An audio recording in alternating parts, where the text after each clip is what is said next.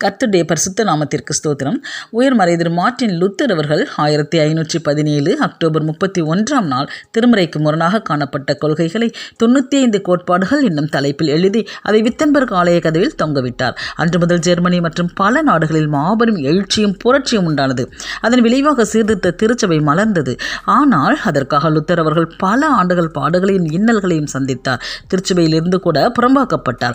இவற்றின் நடுவில் லுத்தர் அவர்களை தைரியப்படுத்தி பலப்படுத்தியது தேவ வார்த்தையே, குறிப்பாக 46வது சங்கீதமே. அதன் அடிப்படையில் அவர் ஒரு பாடலை கூட எழுதினார். இப்பாடல் அவருடன் சீர்திருத்த திருச்சபைக்காக போராடிய அனைவருக்குமே அன்று மாபெரும் தைரியத்தையும் பலத்தையும் அருளியது.